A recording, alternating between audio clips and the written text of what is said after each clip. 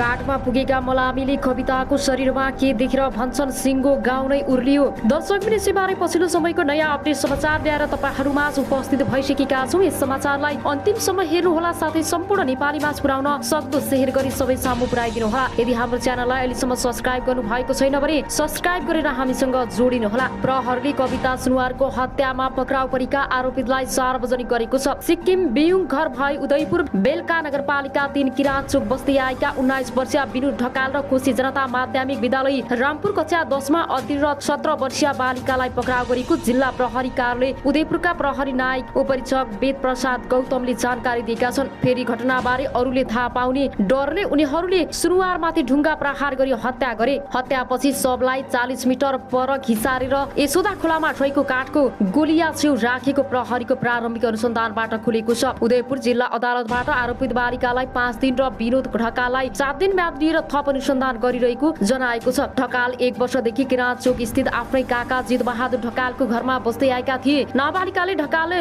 मिलेर सुनुवारलाई रिसिभीका कारण मार्ने योजना बनाएको गौतमले बताएका छन्। यसै तयारी कक्षाका लागि विद्यालय सँगै जाँदा बाटोमा ढकालले बियरको बोतलले सुनुवारमाथि प्रहार गरेका हुन्। उनीहरूमाथि सुनुवारको हत्या गरेको आरोप छ। मंगलबार बिहान उदयपुर बेलुका नगरपालिका 3 डङटोलमा सोही स्थान बस्ने 16 वर्षीय कविता सुनुवारको शंकास्पद अवस्थामा शव फेला परेको थियो। प्रहरी नायक उपरीक्षक गौतमका अनुसार उक्त घटनाबारे अनुसन्धान गर्दा सानो सानो कुरामा सुनुवारले आफूलाई हुच्याउने र चिच्याउने गरेको भन्दै आरोपित बालिकाले ठूलो बुबाको छोरा ढकाललाई सुनाएकी थिइन्। 2 हप्ता अघि कवितालाई मार्ने योजना थियो। त्यो दिन मैले नै पछाडिबाट बियरको बोतलले बजाएको थिएँ। नाबालिकाले 2 हप्ता अघि कवितालाई मार्ने योजना बनाएको प्रहरी समझ दिएकी छन्। हत्या भएको दिन बिहान 4 बजेर 5 मिनेटमा बालिकाले कवितालाई समय एसएमएस गरेर विद्यालयबाट ट्युसनका लागि बोलाएकी थिइन्। तर उनी विद्यालय नपुग्दै बाटोमा हत्या गरेको थियो। बालिकाका ठूलो बुबाका छोरा विनोद 1 वर्षदेखि उनकै घरमा बस्दै आएका थिए। विनोदको घर भने भारतको सिक्किम हो। कविताले स्कुलमा आफूलाई होच्याउने गरिकाले मार्ने योजना बनाएको बालिकाले बताएकी छन्। हत्याको विरोधमा मदन भण्डारी लोकमार्ग बुधबार बिहानैदेखि स्थानीय र विद्यार्थीले अवरुद्ध पारेका थिए। उनीहरू हत्यारालाई सार्वजनिक गर्नुपर्ने माग राखेका थिए। बेलका नगरपालिका 3 स्थित कोशी जनता माध्यमिक विद्यालय रामपुरको कक्षा 10 मा अध्ययनरत सुनुवारको एउटै कक्षामा पढ्ने मिलनसार साथीको योजनामा बेलका बाँसखारीमा हत्या भएको प्रहरी अनुसन्धानबाट खुलेको छ। घटनाको सम्बन्धमा जिल्ला प्रहरी कार्यालय परिसरमा बिहीबार आयोजित पत्रकार सम्मेलनमा आरोपित सार्वजनिक गर्दै एसपी सुभाष चन्द्र बोहराले घटनाको प्रकृति र बयान हेर्दा झण्डै 10 दिन अघि कवितालाई हत्या गर्ने योजना रहेको बताएका छन्। व्यक्तिगत रिसिभीका कारण कवितालाई सोही ठाउँकी 17 वर्ष नाबालिकाले योजना बनाएर दाजु छिमेकी मुलुक भारतको सिक्किम राज्य बियुङ घर भई हाल बेलुका नगरपालिका 3 मा बस्दै आएका 19 वर्ष विनोद ढकालको साथ लिएर हत्या गरेको बयानबाट खुलेको हो। बाँसघारीमा विनोदले लुकाएर ल्याएको बियरको बोतली कवितालाई पछाडिबाट हिर्काएर ढालेको बयान दिएका छन्। ढालिसकेपछि दुवैजनाले कवितालाई 40 मिटर पर दक्षिणतर्फ घिसार्दै लगेर यशोदा खोला किनारमा पुनः ढुङ्गाले हिर्काएर मारेपछि लुकाएको प्रहरीले जनाएको छ। अब आउनुहोस् अर्को समाचारतर्फ लागौं।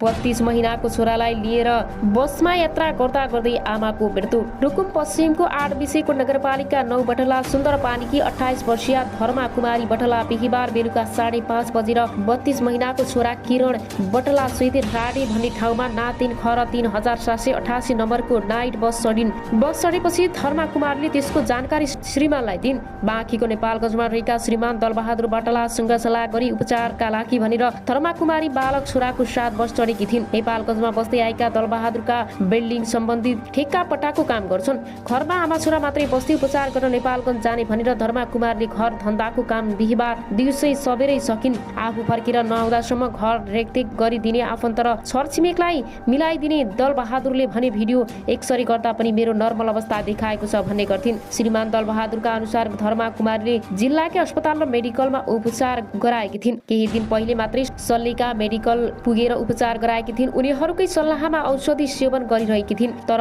विषेक भएन, त्यसैले श्रीमान दलबहादुरले थप उपचारका लागि नेपालगञ्ज बोलाए। दलबहादुरका अनुसार धर्मा कुमारी मुटुको बिरामी थिइन्। प्रेसर हाई र लो हुने समस्या पनि थियो। त्यस अगाडि उनले उपचारका लागि झण्डै 4 लाख खर्चेका थिए। उनको माइती डडेलधुराबाट पनि उपचारका लागि सहयोग भएको र मैले पनि श्रीमतीको उपचार गर्दै आएको थिएँ दलबहादुरले भने। श्रीमती धर्मा कुमारी र नाबालक छोरा बसमा चढेपछि दलबहादुर निरन्तर सम्पर्कमा थिए। छेडा भन्ने ठाउँ आएपछि खाना खाए। मैले श्रीमतीसँग आधा घण्टा जति फोन गरेँ। गरे। दलबहादुरले भने उनले आफू सामान्य अवस्थामा रहेको र आमाले यात्रा गरिरहेको हुँदा चिन्ता नगर्न भनिन्। धारापानी भन्ने ठाउँमा दलबहादुरले फेरि श्रीमती धर्मा कुमारलाई फोन गरे। त्यति बेला पनि धर्मा कुमारीले श्रीमान दलबहादुरलाई आफ्नो अवस्था सामान्य रहेको र आमाले यात्रा गरिरहेको तथा बसमा अरू पनि मानिसहरू रहेको हुँदा चिन्ता नगर्न आग्रह गरिन्। त्यसपछि फोन सम्पर्क हुन सकेन। रात छिपिसकेको हुँदा दलबहादुर पनि श्रीमतीलाई शुक्रबार बिहान नेपालगञ्जमा भेट्ने मिठो कल्पनाका साथ सुते। राडे हुँदै जाजरकोट सुर्खेत बर्दियाको बाटो भएर कोहलपुर पुग्न सकिन्छ।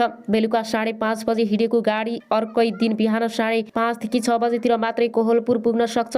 दूरी झन्डै 350 किलोमिटर रहे पनि सबै पहाडी भूभाग पर्ने हुँदा यात्रा कठिन र ढिलो हुन पुग्छ। धर्मा कुमारी चढेको बसमा उनकै सिटको अर्को सिटमा 17 वर्षीय अर्जुन केसी पनि यात्रारत थिए। धर्मा कुमारी छोरीसँगै बसेकी थिइन्। बान्ता हुन थालेपछि धर्मा कुमारले केसीसँगै पोलिथिनको झोला मागिन्। त्यसपछि उनले आफूलाई अगाडिको सिटमा बस्ने प्रबन्ध मिलाइदिन केसीलाई आग्रह गरिन्। केसीले आफू बसेको झ्याल नजिकैको 2 नम्बर सिट धर्मा कुमारीका लागि छोडिदिए। सिटमा आमा छोरा एक्लै बसे। केसी 1 नम्बर सिटमा एक्लै बसे। बोटे चौर भन्ने ठाउँमा आइपुगेपछि धर्मा कुमारीले 2-3 पटक बान्ता गरिन्, तर उनी त्यसपछि सामान्य अवस्थामा सिटमा बसिन्। मध्यरात भइसकेको थियो। बस आफ्नै गतिमा अगाडि बढिरहेको थियो। चालकले सबै शान्ति बनेपछि नियास्रो मेट्न र निन्द्रा भगाउन मधुर गीत सङ्गीत बजाइरहेका थिए। सबै यात्रु निन्द्रामा जस्तै वातावरण थियो। बर्दियाको हरियालीका आइपुग्दा एकाएक 32 महिनाका किरण बटलाट रोएको आवाज केसीले सुने। यसो फर्केर मैले हेर्दा बच्चा सिटदेखि तल खसेको मैले देखेँ। केसीले भने त्यसपछि म लगातार अरूले धर्मा कुमारीलाई उठाउन खोज्यौं, तर उनी हलचल गर्नु भएन। धर्मा कुमारी बसेको सिटमै कहिले नउठ्ने गरी चिर निन्द्रामा सुतिरहेकी थिइन्। उनको अवस्थाले बसमा यात्रुरत सबै दुखी र कतिले नजिकै बबईमा उपचारका लागि मेडिकलमा तत्काल लैजान सल्लाह गरे, तर त्यहाँ पनि मेडिकल बन्द भइसक्ने हुँदा बरु छिटो कोहलपुर पुर्याउने सबैले सल्लाह गरे। धर्मा कुमारीकी गाउँकै अर्की एक महिला पनि बसमा सवार थिइन्। उनैले धर्मा कुमारीको मृत शरीर सिटमै बसेको अवस्थामा समातेर यात्रा गरी बच्चा रोइरहेको हुँदा केसी लगातार बसमा यात्रारत अरू यात्रुहरूले पालो समाते। शुक्रबार बिहान श्रीमतीलाई सकुशल नेपालगञ्जमा स्वागत गरे। प्रतीक्षामा बसेका दलबहादुर एका बिहानी श्रीमतीलाई सदाको लागि गुमाउनु परेको खबर सुन्दा छाँगाबाट खसेजै भए। तैपनि विधिको विधान नमानी सुख थिएन।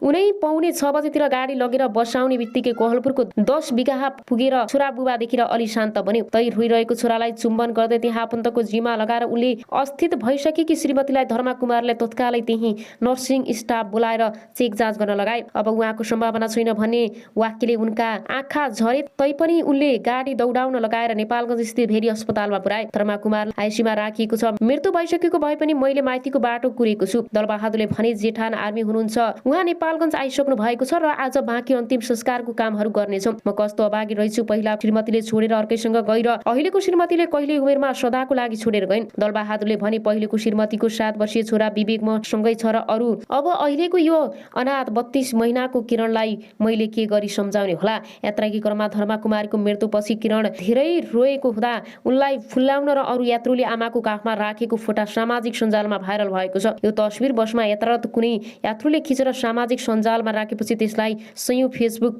प्रयोगकर्ताले सामाजिक सञ्जालमा राखेका छन्। सेतो पार्टीबाट पहिलो खबर ल्याएको छ। अब आउनुहोस् अर्को समाचारतर्फ लागौं।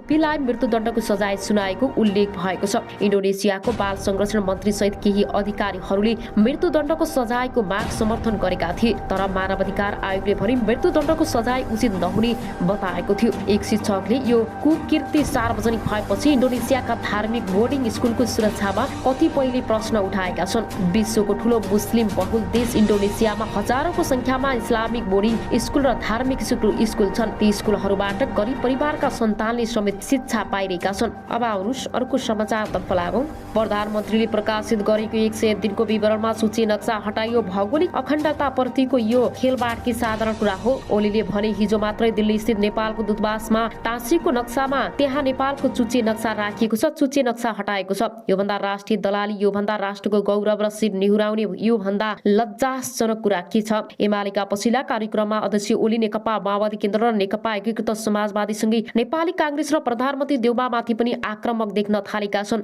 प्रतिपक्षी दलका नेता ओली आखिर किन आक्रमक बन्दैछन्? राजनीतिक विश्लेषकहरू आगामी दिनमा आक्रामकता झनै बढ्ने बताउँछन्। उनीहरूले आसन्न चुनावमा एमाले र कांग्रेसबीच सीधा प्रतिस्पर्धा रहेका कारण ध्रुवीकरण गराउन खोजेको बताउँछन्। कांग्रेस प्रत्यक्ष रूपमा प्रतिद्वन्दी हो। 750 स्थानीय तहमध्ये कांग्रेस र एमाले बीच 500 भन्दा बढी स्थानमा सीधा प्रतिस्पर्धा हुन्छ। त्यस स्थानीय तहका कांग्रेस र एमाले मध्ये एउटा पहिलो अर्को दोस्रो हो। राजनीतिक विश्लेषक पुरजन आचार्यले भने सिधा प्रतिस्पर्धा हुने ठाउँमा यसपटक काङ्ग्रेसले बाजी मार्ने अवस्था छ। कम्युनिस्ट फुटेको कारण त्यस्तो अवस्थामा भएको हो। त्यसैले ओली एन्टी काङ्ग्रेस विरोधी भावना उत्पन्न गराएका चुनावलाई ध्रुवीकरण गराउन चाहनुहुन्छ। गत स्थानीय तहको चुनावमा 294 स्थानीय तहको प्रमुख र 333 प्रमुख जित्दै एमाले पहिलो स्थानमा रहेको थियो भने 266 प्रमुख 223 उपप्रमुख जित्दै काङ्ग्रेस दोस्रो स्थानमा आएको थियो। ओली प्रधानमन्त्री हुँदा प्रमुख प्रतिपक्षी दलको नेता